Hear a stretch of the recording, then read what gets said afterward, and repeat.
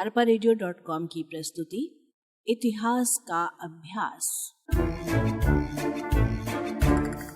वाचक स्वर पद्मा मणि। गुप्तकालीन संस्कृति, साहित्य, कला, विज्ञान और शासन प्रणाली। साहित्य का विकास। सबसे पहले संस्कृत साहित्य। इस काल में कालिदास जैसे महान कवि ने शकुंतला नाटक, मालविकाग्निमित्र, ऋतुसंहार, मेघदूत, कुमार संभव और रघुवंश की रचना की। अन्य रचनाओं में विशाखा दत्त की मुद्रा राक्षस और देवी चंद्रगुप्त की मृच्छकटिकम, विष्णु शर्मा की पंचतंत्र प्रमुख हैं। संस्कृत में प्रसिद्ध नीति कथा ग्रंथ पंचतंत्र का निर्माण भी गुप्त काल में ही हुआ था। अमर सिंह ने अमरकोश नामक शब्दकोश की रचना की। कालिदास के ग्रंथों में गुप्त काल की समृद्धि एवं गौरव का स्पष्ट आभास मिलता है। वात्सायन के कामसूत्र की रचना भी इसी युग में हुई। दूसरा है धार्मिक साहित्य। इस काल में पुराणों में संशोधन एवं परिवर्तन किया गया। पुराणों का आज जो रूप उपलब्ध है उसका निर्माण इसी काल में हुआ। इस काल में स्मृति ग्रंथ लिखे गए, जैसे बृहस्पति स्मृति, नार स्मृति, कात्यायन स्मृति आदि। बौद्ध दर्शन में पाली भाषाकृत विशुद्ध भगना एवं जैन धर्म की पुस्तक न्यायावतार की रचना हुई। तीसरा पाली तथा प्राकृत साहित्य। इन भाषाओं में भी साहित्य का सृजन हुआ, किंतु संस्कृत भाषा के समान ये उन्नतशील न बन सकी। और अब जाने विज्ञान, ज्योतिष, गणित एवं चिकित्सा के बारे में। गुप्त काल में विज्ञान की पर्याप्त उन्नति हुई। इसी काल में गणित, चिकित्सा आदि विषयों के साहित्य की भी उन्नति एवं सृजन हुआ। आर्यभट्ट और वराहमिहिर जैसे प्रसिद्ध गणितज्ञ और ज्योतिषी इसी युग में हुए। वराहमिहिर की गणना चंद्रगुप्त द्वितीय के नवरत्नों में की जाती थी। गणित शास्त्र में दशमलव का सिद्धांत बड़े महत्व का है। गुप्त काल तक यह सिद्धांत भारत में विकसित हो चुका था। आर्यभट्ट के ग्रंथ आर्यभट्टीयम में इसका उल्लेख मिलता है। आर्यभट्ट महान गणितज्ञ था, उसने शून्य की परिकल्पना की। गुप्त काल के वैज्ञानिकों में सबसे बड़ा आर्यभट्ट था। और अब ज्योतिष को जाने। ज्योतिष विषय पर पहला ग्रंथ इस युग में वैशिष्ट सिद्धांत लिखा गया है। इसका काल 300 ईस्वी माना जाता है। आचार्य वराहमिहिर के ज्योतिष के प्रमुख ग्रंथ हैं पंच सिद्धांत, बृहद जातक, बृहद संहिता और लघु जातक। और अब आयुर्वेद के बारे में जाने। आयुर्वेद के क्षेत्र में गुप्त काल में बहुत उन्नति हुई। चरक और सुश्रुत गुप्त काल के दो महान आयुर्वेदाचार्य थे। प्रसिद्ध आयुर्वेदाचार्य वाणभट्ट ने अष्टांग हृदय की रचना की। चंद्रगुप्त द्वितीय के नवरत्नों में शामिल धन्वंतरी आयुर्वेद के प्रमुख आचार्य माने गए हैं और वैद्य उसे विज्ञान का देवता मानते हैं। हस्त्यूपवेद नाम का ग्रंथ गुप्त काल में एक पशु चिकित्सक पालकाप्य ने लिखा था। इस काल में महर्षि पतंजलि ने योग सूत्रों की रचना की। अत्रेय शल्य चिकित्सक थे। और अब रसायन विज्ञान की बारी। रसायन विज्ञान में भी गुप्त काल में बहुत उन्नति हुई। इसका जीता जागता उदाहरण दिल्ली के समीप महरौली में प्राप्त लौह स्तंभ है। बौद्ध दार्शनिक नागार्जुन इस युग का महान रसायनज्ञ एवं धातु विज्ञान का विद्वान था। और अब जानकारी गुप्तकालीन कला की।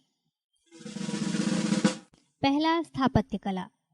गुप्त काल में भवन निर्माण कला के क्षेत्र में बहुत उन्नति हुई। सारनाथ का स्तूप, अजंता, एलोरा आदि गुहा विहार इस समय के उत्कृष्ट नमूने हैं।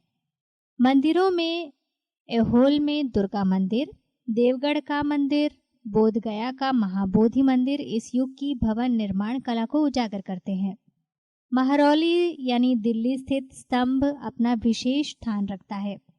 इस लौह स्तंभ में आज तक जंग नहीं लगी। दूसरा, मूर्तिकला।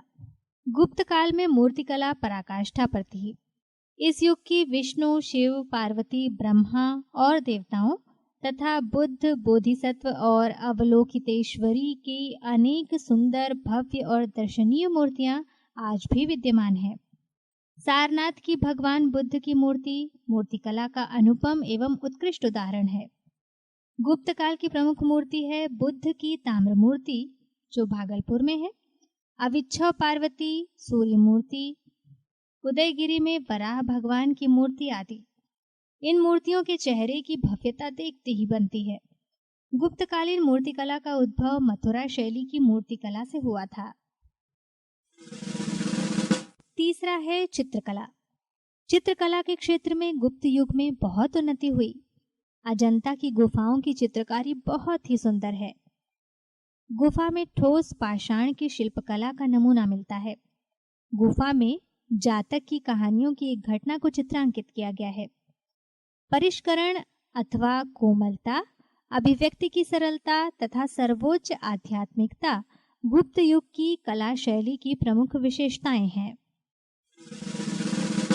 चौथा, संगीत कला। संगीत कला को गुप्त प्रशासकों ने खूब प्रोत्साहन दिया। सम्राट समुद्रगुप्त संगीत का शौकीन था। उसकी रुचि वीणा बजाने में थी। गुप्त काल की मुद्राओं में उसे वीणा बजाते हुए दिखाया गया है। पांचवा है मुद्रा कला। गुप्तकालीन मुद्राएं अति सुंदर व सजीव हैं। मुद्राओं में सुंदर मूर्तियां, सम्राटों की कीर्तियां एवं मनोवृत्तियां अंकित हैं। और अब जानते हैं गुप्त काल की शासन व्यवस्था के संबंध में। केंद्रीय शासन। राजा।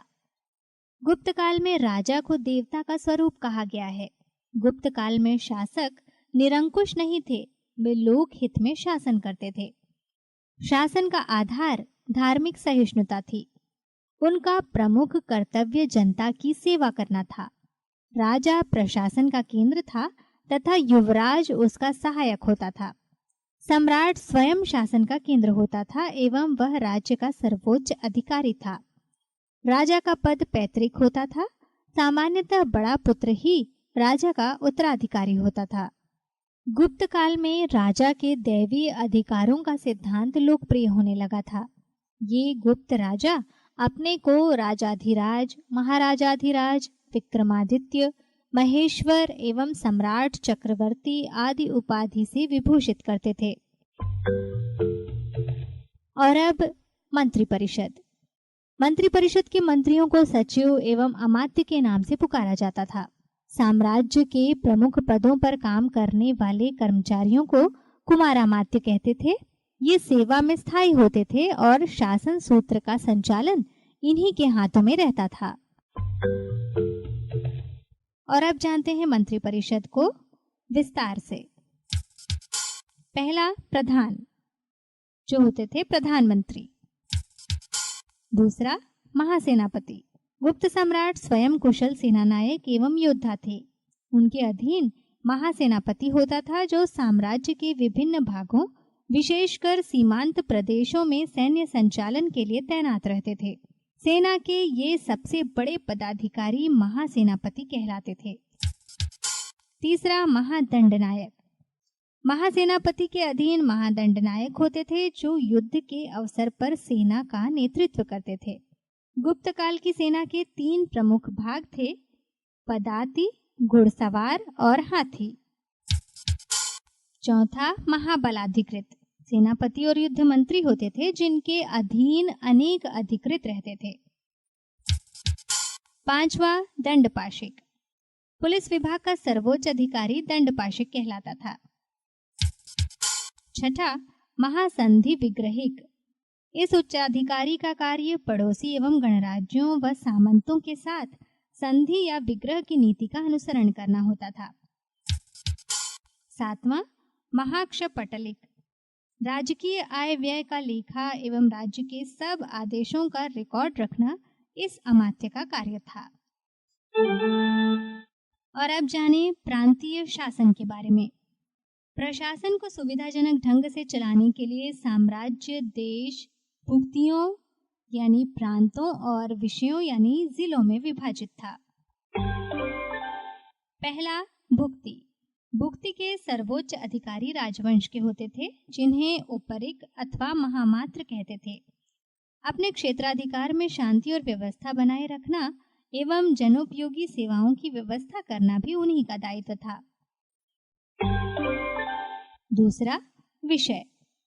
भुक्ति यानी प्रांत अनेक विषयों यानी जिलों के समूह में बटे हुए थे। जिले का सर्वोच्च अधिकारी विषयपति होता था। जिले के अपने प्रशासनिक कार्यालय थे।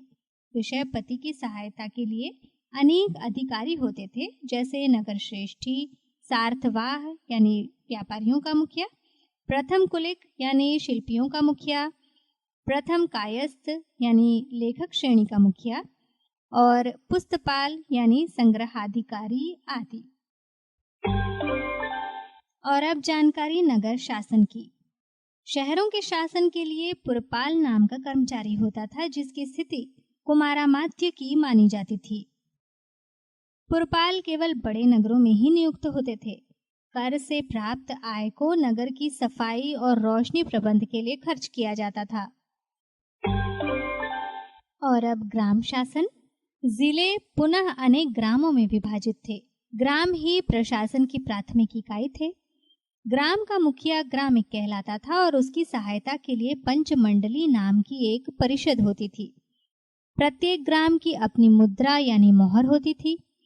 गांव के सार्वजनिक स्थानों की देखभाल करने का कार्य ग्राम परिषद करती थी। प्रत्येक गांव सभी कार्यों में आत्मनिर्भर होता था। उनके अपने बुनकर, लोहार, स्वर्णकार, काष्ठकार यानी बढ़ई आदि होते थे। इस प्रकार गुप्त काल में प्रांतीय शासन सुचारू एवं व्यवस्थित रूप से संचालित होता था। और अब जानते हैं आय के साधनों के बारे में। राज्य की आय बढ़ाने के लिए 16 प्रकार के कर प्रचलित थे। आयात व निर्यात कर लगाया जाता था। नशीली वस्तुओं पर भी कर लगाया जाता था। भूमि राजस्व अनेक प्रकार के करों से प्राप्त होता था, जो भूमि पर तथा उपज की अलग अलग श्रेणियों पर उत्पादन के अनेक स्तरों पर लगाए जाते थे। गुप्त काल में भूमि कर को भाग कर कहते थे। भाग कर यानी मालगुजारी प्रायः पैदावार के रूप में लिया जाता था। और अब देखिए न्याय व्यवस्था को। गुप्त काल में न्याय व्यवस्था बहुत उन्नत अवस्था में थी। कठोर दंड नहीं दिए जाते थे। देशद्रोही का केवल बायां हाथ काटने की सजा दी जाती थी। छोटे बड़े अपराधों पर जुर्माना लगाने पर राज्य में आय में वृद्धि होती थी।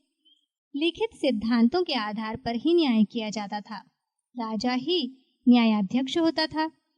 राजा का निर्णय अंतिम होता था। ग्राम परिषदें यानी पंचायतें ग्राम के झगड़ों का निपटारा करती थी। और अब सेना का संगठन। सेना का संगठन अति उन्नत था। सेना के 3 भाग थे: पैदल, घुड़सवार और हाथी सेना। इसके अलावा रथ सेना भी थी। महाबलाधिकृत सेना का एक बड़ा पदाधिकारी था। प्रांतों में छावनियां थी, उनमें सेना रहती थी। युद्ध में कवच, तीर, तलवार, बर्छा और भाले आदि का प्रयोग किया जाता था। और अब जानते हैं गुप्तकालीन सामाजिक, आर्थिक एवं धार्मिक जीवन के बारे में। पहला, सामाजिक स्थिति। मौर्य वंश के पतन एवं गुप्त वंश के उदय के मध्यकाल में भारतवर्ष पर लगातार विदेशी आक्रमण हुए। इन आक्रमणकारियों ने भारतीय सामाजिक जीवन को भी प्रभावित किया। गुप्त सम्राट ब्राह्मण धर्म के अनुयायी थे, अतः इस काल में हिंदू धर्म का पुनरुत्थान हुआ। ब्राह्मणों ने हिंदू धर्म में आई कुरीतियों को दूर करने के प्रयास किए, जिससे हिंदू धर्म पुनः लोकप्रिय होने लगा तथा ब्राह्मणों की प्रतिष्ठा बढ़ने लगी। इस युग में स्त्रियों की दशा में भी सुधार हुआ। उन्हें धार्मिक ग्रंथों के पठन पाठन का अधिकार मिला तथा उन्हें पुनर्विवाह की अनुमति भी मिली। गुप्तकालीन समाज सद्भाव, शांति, सहृदयता एवं सदाचार पर आधारित था। जनता नैतिक रूप से सबल, सुखी, समृद्ध एवं संतुष्ट थी। दूसरा है आर्थिक स्थिति, जिसके अंतर्गत आते हैं कृषि और व्यापार। कृषि। गुप्त काल में लोगों का मुख्य व्यवसाय कृषि था। राज्य की ओर से कृषि पर विशेष ध्यान दिया जाता था। राज्य द्वारा उपज का 6वां भाग भूमि कर के रूप में वसूला जाता था। कृषक भूमि कर को नकद अथवा अन्न के रूप में देता था। व्यापार। गुप्त काल में व्यापार अत्यंत उन्नत अवस्था में था। मदुरई, बंगाल, गुजरात वस्त्रों के प्रमुख केंद्र थे।